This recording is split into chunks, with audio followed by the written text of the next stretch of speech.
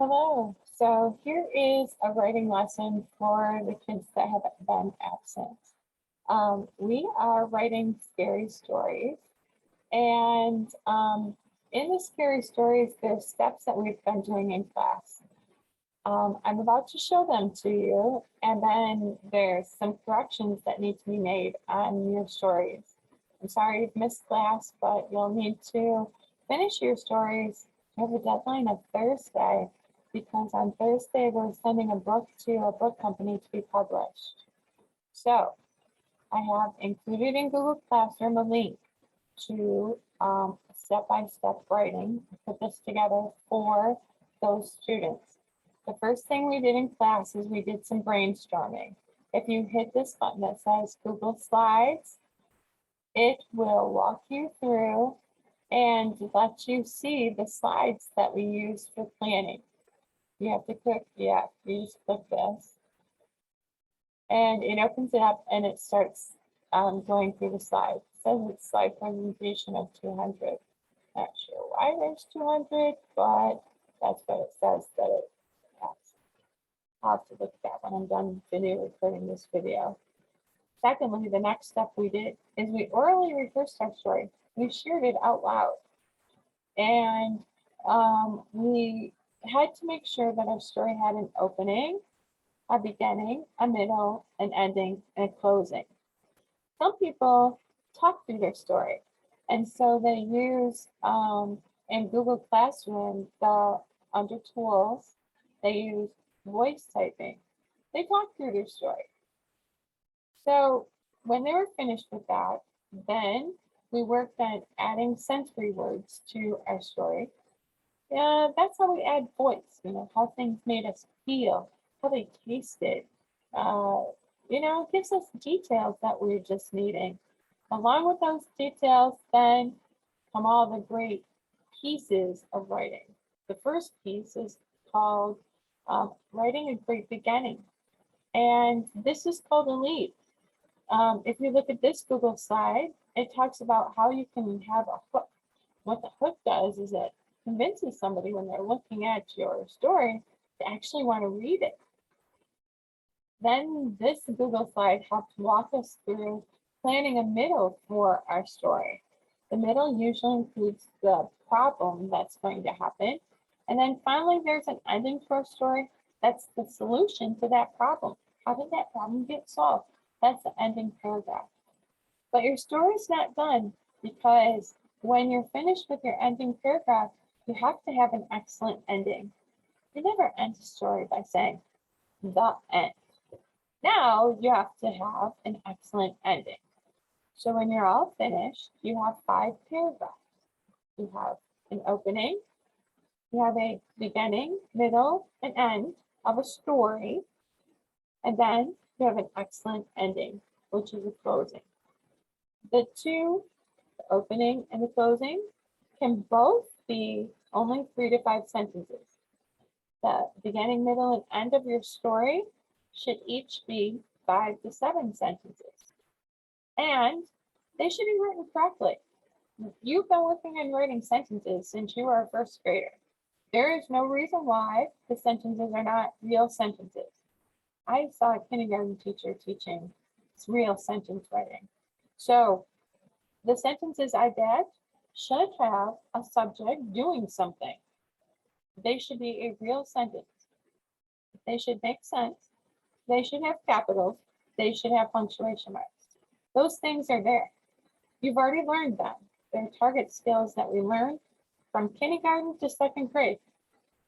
When we're in 3rd grade, we start putting that together and building paragraphs and stories. So let's make sure that you're using those really good skills that you've already learned how to use in writing class when you were younger. Now, when you're all finished with your story, what I like to do is I reread my story. And when I come to different word choices, I try to pick out strong word choices, like help dial in my binoculars. Sort of like I can take my binoculars and I can put it on, I can look out the window and I say, hey, I work over there, over there in that building. And you could look out and be in part of the city, and you look out and you look into that building and be like, oh yeah, I see it. Wait, do you really see it? Or do I have to give details? You probably have to give some details. And you do that by dialing in your binoculars. Describe it a little bit. You know, I work over there in that really tall building, the one that has the blue windows. Do you see it? Maybe I see it a little closely because there's three of them that have blue windows. Maybe I have to dial in even more and say, okay, I work over in the skyscraper. See, it's the really tall building. There's four antennas on the roof. It has a pointed roof that looks like this. There's a blue window throughout the whole glass. And if you look closely, it says AT&T. I work in the AT&T building. I don't know. I was just making that up as I was talking.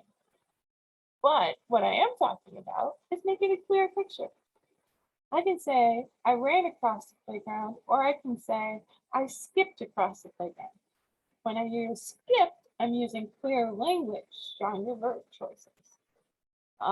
And so not only do I use strong verbs, sometimes I use words that describe things. You know, it helps make it a clear picture when you're describing something. At the end, there's a checklist. This is a story checklist that came with telling scary stories. But this checklist that you see right here, this is actually the checklist I expect from your paper. I expect a paper that has 21 written sentences that are correct in paragraphs. I expect 5 paragraphs, an opening, a beginning, middle, and end, an excellent ending, or another word is conclusion, 5 to 8 great word choices, 4 to 5 great transition words, and I expect that you use your capitals, your sentences that you write make sense, that you use punctuation, and that you have correct spelling. Now, I have a paper that I've written for you, and this is something that it should look like when you are finished. The Haunted School Party by Tamara Levetsky. Ah! Screamed. Jillian screamed, and the lights went off. The bucket of mushy worms fell to the ground and made a loud bang. There were worms everywhere. Just then, a monster grabbed Josie by the hair and threw her into the damp hideout, and Jillian soon followed. They sat in the colorful hideout that smelled like sweet candy corn. Josie was very scared. As she cried, the monster turned to Josie and roared in angry war. The monster was blue with a slimy body and was as big as a bear. The monster left the hideout, and Jillian began to look for a way out. Jillian found a door that led them down a hallway. They followed the flickering jack-o'-lanterns that lined the hallway. Oh, I have an editing that I need to make right here. I should say lines. That's why I like to read it out loud, because I can catch that kind of stuff. To their surprise, there was a door that opened into a cellar. As they slowly opened the door, they peeked around it very carefully. They couldn't believe their eyes. There was a monster dance party completely decorated with Halloween decorations. There were monsters everywhere. Jillian and Josie thought for a moment, and then they had a great idea. They borrowed 2 tablecloths and put them over the top of their heads. They pretended to be ghosts and slowly walked their way across the room. They danced with one monster and then another. The ghosts were actually having fun, but they needed to reach the door labeled with the exit sign. The music had changed to the cha-cha slide, so when everyone was sliding to the left, the girls slipped out the door. They walked out the door to find that they were actually leaving the secret room hidden in the big tree on the playground. They ran as fast as they could to find the closest teacher. They told Mrs. Leposki all about their adventure. Mrs. Leposki asked Gage and Brian to chain the tree and lock the door so that no kids could ever have this happen again. So this is available to you. Notice there's 5 paragraphs. They're indented. The sentences are there. So back to where is this located at? Boys and girls, this is located in Google Classroom. And if you look closely at our classroom spot, you'll find them. So All the information and directions for our scary story are found under week of November 8th. Scary story step by step, teaching of a scary story, my scary story examples, and this is where you can type your scary story. So just so you know, if you need to look at my paper and see what it needs to be broken down into, this is what it should look like when it's done. If you have any questions, you can, hopefully you'll get this paper done so that it's on time. I'd be happy to answer your questions, but it's hard for me to do because it's so close to the deadline.